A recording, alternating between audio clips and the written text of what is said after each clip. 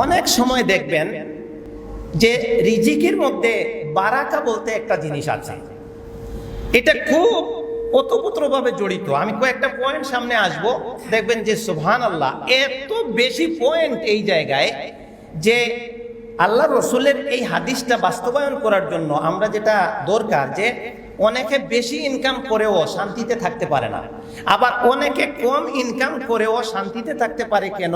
তার রিজিকের মধ্যে যদি বারাকা থাকে, রিজিকের মধ্যে বারাকা, কামাইয়ের মধ্যে বারাকা চলে আসলে অল্প রুজিতেও অল্প পেরেশানিতেও মানুষ কি হতে পারে? সুখী হতে পারে। এখন আমাদেরকে ওই জিনিসগুলা খুঁজে বের করতে হয় যে কোন কাজগুলোর মধ্যে আল্লাহ বারাকা রেখে দিয়েছেন আর কোন কাজগুলির মধ্যে বারাকা নষ্ট হয়ে যায়।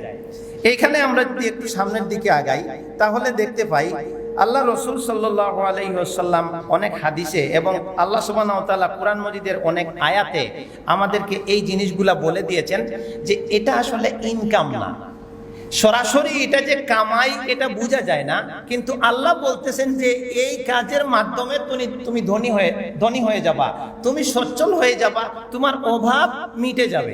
কাজগুলি কি? এক নাম্বার হচ্ছে সূরা আরাফের 96 নম্বর আয়াতে আল্লাহ সুবহানাহু ওয়া তাআলা বলছেন, ওয়ালাউ আন্না আহলাল কুরা আমানু ওয়াত্তাকাউ লাফাতাহনা আলাইহিম বারাকাতিম মিনাস সামাই ওয়াল আরদ। দুনিয়ার মানুষ শোনো, জনপদের মানুষ যদি ঈমান আনে, দুইটা কথা খেয়াল করো, জনপদের মানুষ যদি ঈমান আনে, এক নাম্বার আমানু, দুই নম্বর কাজ কি? ওয়াত্তাকাউ, তারা তাকওয়া অবলম্বন করে আল্লাহকে ভয় করে চলে।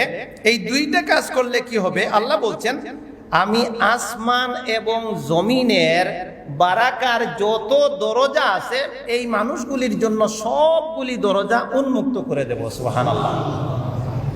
আল্লাহ যদি আসমানের রিজিকের সব দরজা আর জমিনের রিজিকের সব দরজাই আমার জন্য উন্মুক্ত করে দেয়, আমার পেরেশানির এত দরকারটা কি? আমি খাবো কত আর করবোই বা কত? এক নাম্বার হচ্ছে ঈমান আর তাকওয়া। এটা কিন্তু সরাসরি কামাই না, সরাসরি চাকরি না, সরাসরি ব্যবসা না, সরাসরি আপনার উৎপাদন না, কিন্তু আল্লাহ বলছেন তুমি যে রিজিকের জন্য ওই কাজগুলি করতেছো এর পিছনে তোমার ভিতরে যদি ঈমান থাকে, তোমার মধ্যে যদি তাকওয়া থাকে, তাহলে ওইগুলার মধ্যে আসমান জমিনের সব বারাকা আমি দিয়ে দেব। সুবহানাল্লাহ। দুই নম্বর আরেকটা বিষয় হচ্ছে, এটা রুজি না, কিন্তু এটা আমাদের রুজিকে বাড়াচ্ছে। কি? ইস্তেগফার। আমরা কোনোদিন চিন্তা করি যে ইস্তেগফার করলে রুজি বাড়ে, এটা তো মাথায় ধরে না। ইস্তেগফার করি কি জন্য? যে আল্লাহ অনেক গুনাহ করছি, এগুলা কি হবে? তাহলে গুনার জন্য আল্লাহর কাছে মাপ চাই। কিন্তু কুরআন আমাদেরকে শুধু এটা বলছে না। সূরা নূহ এর 10, 11, 12 নম্বর আয়াতে নূহ আলাইহিস সালাম বলছেন, ইয়া কওমি ফাকুল তুস্তাগফিরু রাব্বাকুম, যে তোমরা রবের কাছে ক্ষমা প্রার্থনা করো। এই ক্ষমা প্রার্থনা করলে কি হবে? গুনাহও ক্ষমা হবে, আবার ইউরসিলিস সামা আলাইকুম মিদরারা, আল্লাহ আসমানের পানি দিবেন, জমিনের বারাকা দিবেন, বাগান সন্তান সন্ততি দিয়ে তোমাদেরকে মালামাল করে ভরপুর করে দিবেন। সুবহানাল্লাহ। এই পয়েন্টগুলি মনে রাখতে হবে। খালি কামাই করলে সুখী হওয়া যাবে না। সারাদিন ফজর থেকে রাত 12টা পর্যন্ত, সকাল থেকে রাতের 12টা 1টা পর্যন্ত সারা রাত দোকান খোলা, অবসর নাই, সারা দিন কাজ করে ওভার টাইম ডিউটি করতে করতে রাত্রেও কাজ, ঘুমের টাইম নাই। এই যে মানুষ যে হয়রান, এই হয়রানি, পেরেশানি, অশান্তি নিজেরা নিজেদের উপরে ডেকে নিয়েছে। এই জন্য সামনে হাদিস আসতেছে, আল্লাহ বলছে যা ছেড়ে দিলাম, দেখি কত পরিশ্রম করতে পারোস আর কত কামাইতে পারোস। এরপরে 2 নম্বর। 3 নম্বর হচ্ছে, আমরা মনে করি আমাদের যারা আত্মীয় স্বজন, বোন ভাগনা ভাগ্নি অনেকে থাকে, অনেকে আসা যাওয়া করে, যে এদেরকে মনে হয় কিছু দিলে, এদের বাড়িতে কিছু পাঠাইলে মনে হয় কমে গেল। আল্লাহ রসুল অন্য কথা বলছেন। আল্লাহ রসুল সাল্লাল্লাহু আলাইহি ওয়াসাল্লাম বলছেন, সহিহ বুখারীর 2067, মুসলিমের 6687 নম্বর হাদিস, যে দুইটা কাজ যে মানুষ চায় সে যেন একটা কাজ করে। দুইটা কাজ কি? মান সাররাহু আন ইউবসাতা লাহু ফি রিজকিহি, যে মানুষ চায় তার রিজিকের মধ্যে বারাকা হোক, রিজিক বৃদ্ধি পাক, আর ওয়ায়ুনশাউ লাহু ফি আসারিহি, তার হায়াতের মধ্যেও বরকত আসুক, অর্থাৎ রিজিকেও বরকত আসুক, হায়াতের মধ্যেও বরকত আসুক, সে যেন ফালিয়াসিল রাহিমাহু, তার আত্মীয়তার সম্পর্কটা বজায় রাখে, আত্মীয় স্বজনের খোঁজ খবর নেয়। এটা হলো 3 নম্বর। 4 নম্বর কাজ, আচ্ছা আমরা নবী সাল্লাল্লাহু আলাইহি ওয়াসাল্লামের আসসালাতু আলান নবী, নবী সাল্লাল্লাহু আলাইহি ওয়াসাল্লামের উপরে দুরূদ পাঠ করি, কি রহমত লাভ হয়, নেকি লাভ হয়। তো এখানে একটা হাদিস দেখেন, তিরমিজির 2757 নম্বরে আসছে, উবাই ইবনে কাব রাদিয়াল্লাহু আনহু নবীর প্রতি অধিক হারে দুরূদ পাঠ করতেন। তো একবার তিনি নবীর কাছে যেয়ে বলতেছেন যে ইয়া রাসূলুল্লাহ, আমি আমার দোয়ার মধ্যে আমি কতটুকু অংশ দুরূদ রাখবো এটা আমাকে বলেন। তো তারপর তিনি নিজেই বলতেছেন যে আমার দোয়ার 4/1 আমি দুরূদ পড়বো আপনার উপরে। তো নবী সাল্লাল্লাহু আলাইহি ওয়াসাল্লাম বললেন যে তুমি যা চাও পড়ো, কোনো অসুবিধা নাই, তবে ফাইন জিদ্দা ফাহুয়া খায়রুল লাকা, যদি তুমি আরো একটু দুরূদ বাড়াইয়া পড়ো সেটা তোমার জন্য উত্তম হবে। এই কথা বলার পর তিনি বললেন যে না, তাহলে আমি আমার দোয়ার অর্ধেক আপনার উপর দুরূদ পাঠ করব। তো নবী একই কথা বললেন যে তুমি যা চাও পড়ো, তবে বাড়াইয়া পড়লে তোমার কল্যাণ হবে। তারপর তিনি বললেন যে না, তাহলে আমি আমার দোয়ার 2/3 3/2 অংশ আমি আপনার উপরে দুরূদ পাঠ করব। নবী সাল্লাল্লাহু আলাইহি ওয়াসাল্লাম একই কথা বললেন যে তুমি যা চাও পড়ো, তবে বাড়াইয়া পড়লে আরো তোমার কল্যাণ হবে। এরপরে তিনি বললেন যে না, আমি আমার দোয়ার পুরো অংশের মধ্যে জায়গায় জায়গায় দুরূদকে রেখে দিব। এই কথা বলার পর নবী সাল্লাল্লাহু আলাইহি ওয়াসাল্লাম বললেন, ইজান, তুমি যদি এরকম করতে পারো, দুরূদকে তোমার জীবনে সেট করতে পারো, ইজান তুকফা হাম্মুকা, এই দুরূদের বারাকার মাধ্যমে তোমার জীবনের যাবতীয় অভাব আল্লাহ গুছিয়ে দিবেন। সুবহানাল্লাহ। ওয়া ইউগফারু লাকা যামবাকা, তোমার গুনাহও আল্লাহ ক্ষমা করে দিবেন। রিজিকি বারাকার কয়টা পাইছি মনে আছে? 4টা। 1 নাম্বার হচ্ছে ঈমান ও তাকওয়া, 2 নাম্বার হচ্ছে ইস্তেগফার, 3 নাম্বার হচ্ছে আত্মীয়তার সম্পর্ক বজায় রাখা, 4 নাম্বার হচ্ছে নবীর প্রতি দুরূদ পাঠ করা। এবার আসি 5 নম্বরে হচ্ছে সূরা সাবার মধ্যে আল্লাহ সুবহানাহু ওয়া তাআলা এই কথাটা বলেছেন, সূরা বাকারার 276 আয়াতেও বলেছেন। আমরা দেখেন বাহ্যিকের বিপরীত, টাকা খরচ করলে বা কাউকে দিলে কমে না, কমে যায়। টাকা কেউ আমাকে দিলে টাকার পরিমাণ বাড়ে, কিন্তু আল্লাহ সুবহানাহু ওয়া তাআলা এখানে বলতেছেন যে ওয়ামা আনফাকতুম মিন শাইইন ফাহুয়া ইউখলিফুহু ওয়া হুয়া খায়রুর রাযিকিন। তুমি যদি আল্লাহর পথে 5 টাকা খরচ করো, তুমি যদি 100 টাকা দান করো বা কোথাও সাদাকা করো, তাহলে সাথে সাথে আমি এটার খলিফা বানাই। খলিফা কি? মানে একজনের জায়গায় আরেকজন যে আসে একে খলিফা বলা হয়, মানে স্থলাভিষিক্ত করে দেওয়া হয়। তার মানে হচ্ছে তুমি 100 টাকা দিলে ওই 100 টাকা গেল না, এটা তো আমার স্টকে থাকলো, আবার তোমার ওই অভাব পূরণের জন্য ওখানে আরো 100 টাকা আসবে। এটা আল্লাহ বলছেন। তারপরে বলছেন ও হুয়া খায়রুর রাযিকিন, তিনি উত্তম রিজিক দাতা। আর সূরা আল বাকারার 276 আয়াতে বলছেন ইয়ামহাকুল্লাহুর রিবা, তুমি সুদ দিয়া যে সম্পদ বাড়াচ্ছ এটা আমি একেবারে সমূলে ধ্বংস করে দেব। আর ওয়ুরবিস সাদাকাত, তুমি যে দান সাদাকা করো এটাকে আমি বাড়াইতেই থাকবো। তাহলে 5 নম্বরে আমরা কি পেলাম? রিজিকে বারাকাতের জন্য দান সাদাকা এটা রিজিক বাড়ায়। এখানে আরো অল্প কয়েকটা পয়েন্ট আছে, এরপরে আমরা সামনে যাচ্ছি। 6 নম্বর হচ্ছে হজ আর উমরা করতে গেলে টাকা খরচ হয়। এটাতে আমরা বাহ্যিক দেখি যে এটাতে কোনো ইনকাম নাই, বরং উমরা করতে গেলে কমপক্ষে 1 লাখ টাকা খরচ হবে। হজ করতে গেলে তো অবস্থা অনুযায়ী 2.5 লাখ, 3 লাখ, 4 লাখ, 5 লাখও আছে। যদি বেশি ভালো পজিশন নেন টাকা বেশি লাগবে। তো আল্লাহ রাসূল সাল্লাল্লাহু আলাইহি ওয়াসাল্লাম বলতেছেন যে তিরমিজির 810 নম্বর হাদিস, তাবিউ বাইনাল হাজ্জি ওয়াল উমরা, তোমরা তামাত্তু করো, অর্থাৎ হজ উমরা এগুলা পালন করো, তাহলে কি হবে? ফাইন্নাহুমা ইয়ানফিয়ানিল ফাকরা ওয়াজ যুনুব, এই হজ আর উমরার মাধ্যমে ফাকর এবং যুনুব, দারিদ্রতা দূর হবে, তোমার গুনাহ মাফ হয়ে যাবে। সুবহানাল্লাহ। মানে এই জিনিসগুলা দেখা যায় বাহ্যিক ইনকাম না, কিন্তু এগুলা ইনকামের চাবি। এগুলা মানুষের জীবনে কি করে, আরো কয়েকটা শেষ হলে বুঝতে পারবেন যে এগুলাতে মানুষকে সচেতন বানায়। হজ উমরা করলে কি হয়? আল্লাহর কুদরত দেখা যায়, আল্লাহর উপরে আস্থা বেড়ে যায়। অনেক মানুষ হজ করতে যায়, কোনো খাবার দাবার কই কি হয় না হয় কোনো জোগাড় করে নিয়ে যায় না। আগে তো আমরা ওই যে এক জায়গা থেকে আরেক জায়গায় যাওয়ার সময়, আগে তো রাস্তায় হোটেল ছিল না, তখন বাড়ি থেকে ভাত মাছ পাকাইয়া এই যে সুপারি গাছের খোল কয় না, এগুলার মধ্যে বা বিভিন্ন কলার পাতার মধ্যে খাবার সাথে নিয়ে যাইত। এই জোগাড় এখন আছে, সব জায়গায় হোটেল, সব জায়গায় খাবার। আল্লাহ সুবহানাহু ওয়া তাআলা আর রাসূল সাল্লাল্লাহু আলাইহি ওয়াসাল্লাম এখানে আমাদেরকে যে কথাগুলি বলছেন যে রিজিক তুমি জোর করে কামাই করে এই যে তুমি অর্জন করে ফেলবা, আসলে এটা না। আসলে তুমি যদি আস্থা রাখতে পারো, আমি রিজিক সব জায়গায় ছড়াইয়া রেখে দিয়েছি। তারপরে 7 নাম্বার হচ্ছে হিজরত। হিজরত কি? এক জায়গা থেকে আরেক জায়গায় চলে যাওয়া। হিজরত কোনো সময় ফরজ হয়ে যায়। কোনো জায়গায় যদি আপনি দিন পালন করতে না পারেন, অসুবিধা হয়, তাহলে অনুকূল পরিবেশে চলে যেতে হয়। এটা রিজিকের ক্ষেত্রেও হয়। এই জন্য অনেক মানুষ দেখেন না, নিজের এলাকায় ইনকামে সুবিধা করতে পারে না, আরেক জেলায় চলে যায়, অনেকে দেশ ছেড়ে বিদেশ চলে যায়। তো আল্লাহ সুবহানাহু ওয়া তাআলা বলছেন যে ওমাই ইউহাজির, সূরা আন-নিসার 100 আয়াতে, ওমাই ইউহাজির ফি সাবিলিল্লাহি ইয়াজিদ ফিল আরদি মুরাগামান কাসীরান ওয়া সাআ। যে মানুষ আল্লাহর সন্তুষ্টির জন্য আল্লাহর পথে হিজরতে লেগে যায়, অর্থাৎ স্থানান্তরিত হতে শুরু করে, তাহলে তিনি বলছেন তুমি এই জমিনের মধ্যে অনেক আশ্রয়স্থল এবং অনেক প্রাচুর্য দেখতে পাবে, যেটা এক জায়গায় নাই, আরেক জায়গায় তোমার জন্য দরজা খোলা আছে। এজন্য হিজরতের একটা বিধান আছে। 8 নম্বর পয়েন্ট হচ্ছে আন্নিকা। অনেক মানুষ বিয়ে করে না, যে নিজেই খাইতে পারি না, আবার বউ আরেকজন এনে খাওয়াবো, ওরে বাড়ি দেবো, গোড় দেবো, এ ডরায়, ভয় পায়। কিন্তু আল্লাহ নবী অন্য কথা আল্লাহ সুবহানাহু ওয়া তাআলা অন্য কথা বলতেছেন। এটা সূরা আন-নূরের 32 নম্বর আয়াতে বলা আছে। আল্লাহ বলছেন ওয়া আনকিহুল আয়ামা মিনকুম ওয়াস সালিহিনা মিন ইবাদিকুম ওয়া ইমাইকুম।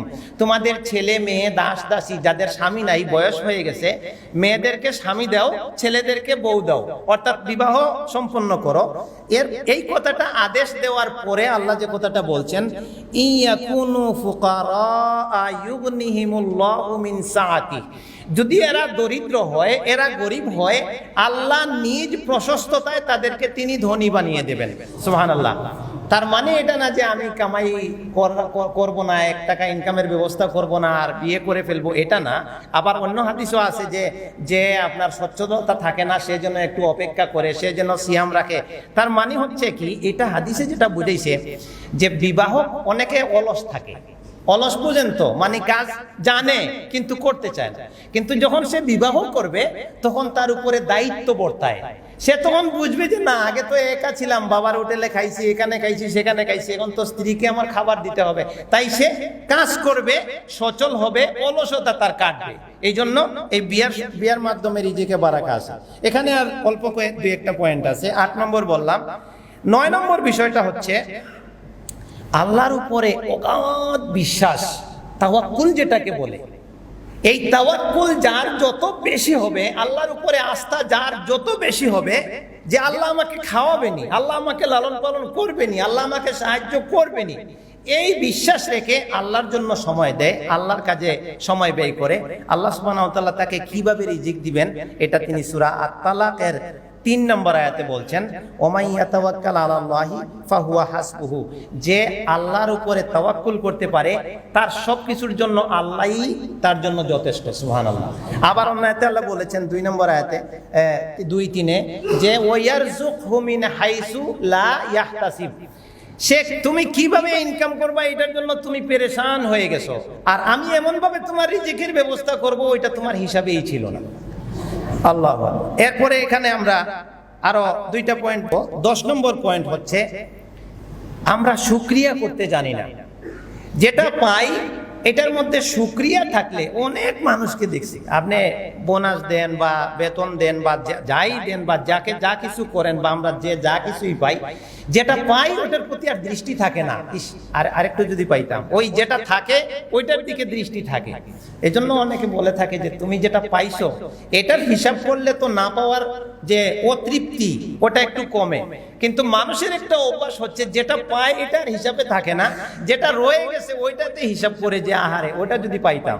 তা এখানে আল্লাহ সুবহানাহু ওয়া তাআলা বলছেন সূরা ইব্রাহিমের 7 নম্বর আয়াতে, লা ইন শাকারতুম লা আযীদান্নাকুম। যেটা পাইছো এটার উপরে শুকরিয়া আদায় করো না, বলো না একবার আলহামদুলিল্লাহ।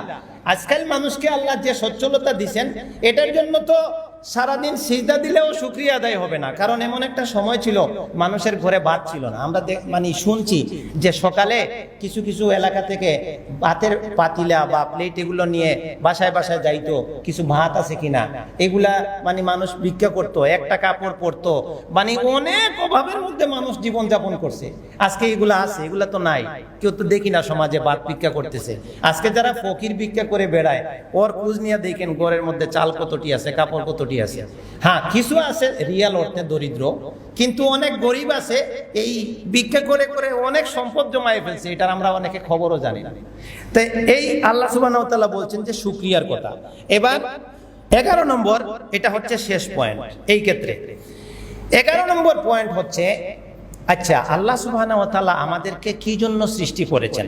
সূরা আয-যারিয়াতের 56 আয়াতে একটা কথা বলেছেন, আর 57 আয়াতে যাইয়া এই কথার প্রাসঙ্গিক আর একটা কথা বলেছেন। কিন্তু আমরা 56 আয়াতটা সবারই মুখস্থ প্রায়, এটার অর্থ সবাই জানি, কিন্তু এখন যদি আমি প্রশ্ন করি তার ঠিক পরের আয়াতে কি, আমরা অনেকে বলতে পারবো না। 56 আয়াতে আল্লাহ কি বলছেন? আয়াতটা সবার মুখস্থ, ওয়ামা খালাকতুল জিন্না ওয়াল ইনসা ইল্লা লিয়াবুদুন। এটা আমরা এত বেশি পড়া হয়, এটা খুতবায় বক্তৃতায় আসে, এমনি মুখস্থ হয়ে গেছে যে আমি জিন এবং ইনসানকে সৃষ্টি করেছি এই জন্য যে তারা আমার ইবাদত করবে। এবার বলেন তার পরের আয়াতটা কি? এর পরের আয়াতটা হচ্ছে এই কথাটার সাপোর্ট আয়াত, যে তুমি ইবাদত কেন করবা, তুমি ইবাদতের জন্য সময় কেন বের করবা? কারণ তোমার তো টেনশন হলো যে আমি মসজিদে সময় বেশি দেব, আমার তো দোকান খুলতে হবে। এই যে জুমার নামাজে আসছি, সালাম ফিরানোর পরে অনেকের তাসবিহ পড়ার টাইম হবে না, দেখবেন দৌড় দিচ্ছে। আবার সুন্নতে মুআক্কাদা আছে, এটা পড়ারও টাইম হবে না।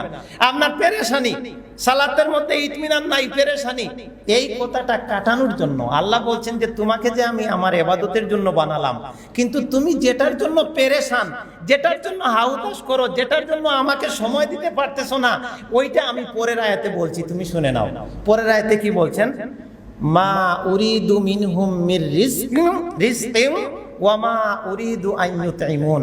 আমি মানুষ জিন বানিয়েছি আমার ইবাদতের জন্য, আর আল্লাহ এর পরে বলে দিচ্ছেন যে আমি মানুষ আর জিন থেকে এটা চাই না যে তারা আমাকে রিজিক দেখ। আল্লাহ বলছেন যে আমি আল্লাহকে মানুষ রিজিক কামাই করে দেখ, আমি এটা চাই না, বরং মানুষের রিজিকের ব্যবস্থা আমি নিজে করে দেব। সুবহানাল্লাহ।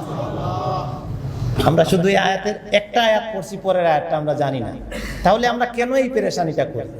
এরপরে এটার সাপোর্টের একটা হাদিস আসছে, সিলসিলাতু আহাদিসিস সহিহা, এখানে 1359 নম্বরে। এছাড়াও তিরমিজি, ইবনে মাজাহ, মুসনাদে ইমাম আহমদ, মুস্তাদরাকে হাকিম, জামিউস সগীর, অনেক কিতাবে দেখলাম যে অনেকগুলি কিতাবে এই হাদিসটা আসছে। হাদিসে কুদসি, হাদিসে কুদসি বুঝেন তো, সরাসরি আল্লাহর কথা নবী আমাদেরকে শোনায় দিয়েছেন। এই হাদিসটাতে আল্লাহ বলছেন, এটা খুব মারাত্মক, একেবারে কলিজার মধ্যে লাগে এই হাদিসটা। কি? ইয়াবনা আদম, ও আদম সন্তান, আল্লাহ ডাক দিচ্ছেন, হে আদমের সন্তান শোনো, তাফাররা লিইবাদাতি, আমার ইবাদতের জন্য তুমি সময় বের করো। আমার ইবাদত করার জন্য, সালাতের জন্য, কোরআন পাঠের জন্য, আপনার তাসবিহ তাহলিল করার জন্য, জিকির আজকার করার জন্য, আমার কুদরত নিয়ে ধ্যান করার জন্য তুমি একটু অবসর নাও, একটু সময় বের করো। তাহলে কি হবে? আমলা সাদরাকা গানান, আমি তোমার এই কলিজাটা, তোমার অন্তরটা, তোমার হৃদয়টাকে একবারে মানে ধনী করে পরিপূর্ণ করে দেব। সুবহানাল্লাহ।